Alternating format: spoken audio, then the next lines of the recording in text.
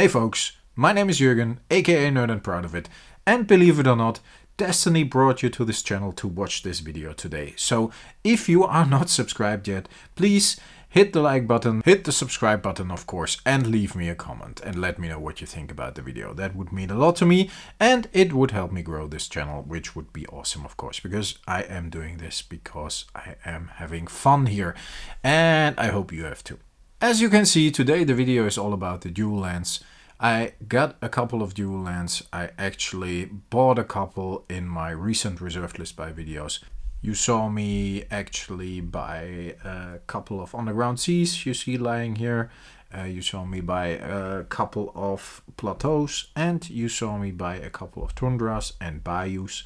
So these are the ones I completed already.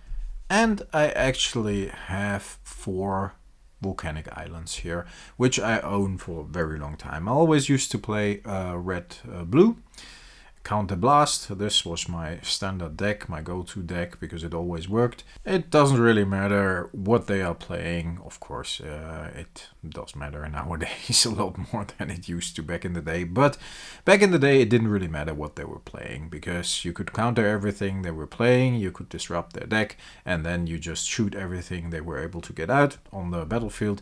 And you just had to be careful that you got enough firepower left to kill your opponent with a couple of heavy blast spells. So that was the early deck, and I always kept these 4 volcanic islands, and I'm pretty happy about that because they are pretty pricey. So that deck survived and I kept the volcanic islands, and nowadays I try to build a vintage deck, which you might have seen in my other reserved list buy videos as well. I am putting together a vintage deck. Not all my reserved list buys are for that vintage deck, but most of them are.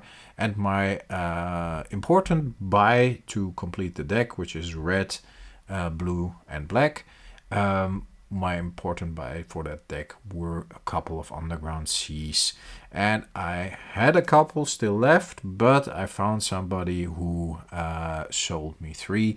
Amongst these 3 was this one here, the unlimited one, and if you compare it to the revised one next to it, it's just so much more vibrant when it comes to the colors. I would love to have unlimited dual lands only, but it's definitely a matter of price, and I'm happy I got a couple, I'm really happy with the revised versions as well, as long as I can play my deck.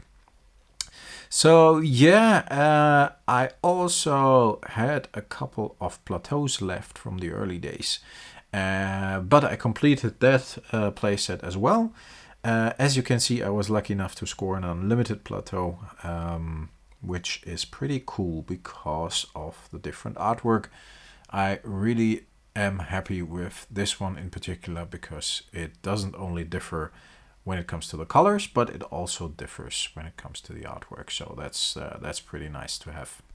I also had 2 bayous left and completed that playset as well. Don't want to send you to the other reserved list buy videos, but it's in there somewhere. So the bayous are not necessarily something I need for a deck right now, but I decided there was an opportunity to buy 2 together with some other dual lands, so I decided to complete that playset as well. And that was a bit of that was roughly when I realized that I definitely would like to have a complete playset of every dual land there is, every original dual land there is. So I started to complete my playsets, and I'm still busy with that, of course. And this video is about another buy that helps me complete these playsets. But looking at these bayous and most of my dual lands, they are more or less all in very good condition, which I'm pretty happy about as well. There are a couple that have some rough edges here and there, but overall everything's still pretty good looking. But that means I also completed my set of Tundras. I was missing, I think, one, which I bought. And yeah, that brought me even a step closer to a complete 40 card dual land set. I know I have 6 underground seas, but that was because of the opportunity. I was able to buy 3, and he wouldn't part with just one of them. He wanted to part with all 3 of them or none of them. So yeah. For my vintage deck, I actually only have 2 Badlands. Both of them survived the early days and my break from Magic the Gathering when yeah, I first became a dad and busy times. So I sold a couple of things because you need money for the house and so on and so on, and for the kids, of course. But yeah, these 2 were still in my binder as well. And you already might guess it.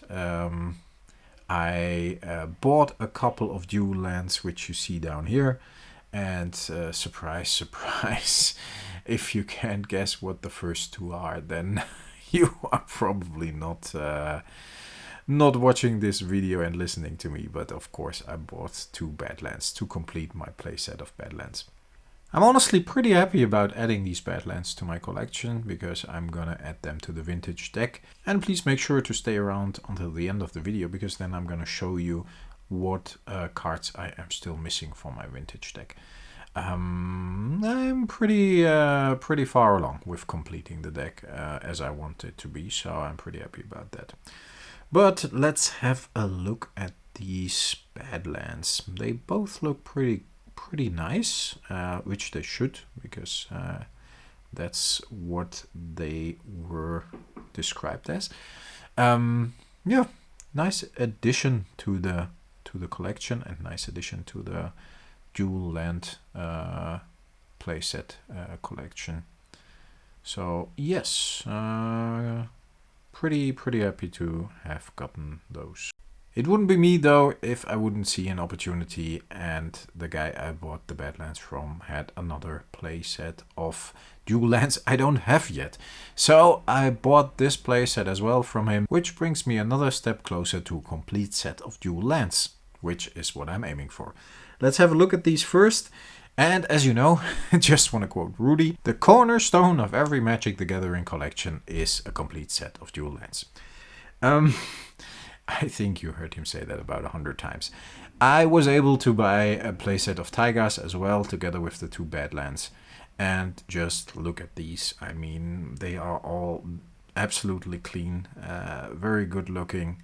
I don't think any of my cards would be gradable, but that's not for me anyway. I'm not grading my cards because I'm not sending them to the US, and I still play with my cards actually. Of course, double sleeved and very carefully, but I think these are pretty nice still. So yeah, happy I have gotten those as well. As always, I'm going to be transparent about what I paid for these cards. This is very important to me because I think the market is very shady and the prices are all over the place. And I try to bring a bit of transparency to the reserved list prices, at least the prices people actually pay for it. And I honestly hope that helps you along the way when you are trying to purchase these kind of cards.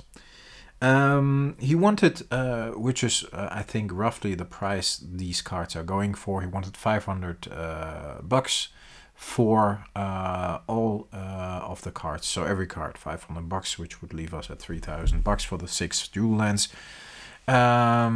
They are going, in my opinion, between 350 to 500-600 depending on condition. I think these are pretty nice, so I gave him the benefit of a doubt when it comes to condition. But yeah, the factor that I bought all 6 of them led me to the negotiation result that I would only pay 400 for each card, and actually a total for all the cards I paid 2,200, so not 2,400 euros. So 2,200 euros for all 6 cards, which I think is a fair deal. So yeah, I can live with that. That means I completed 7 playsets of dual lands, which leaves me with 3 playsets still to go. That would be the Scrubland, the Savannah, and the Tropical Island, which will leave a big dent in my finances, I guess, because it's an expensive one. But I am working on these as well because I want to complete the 40 card dual land set.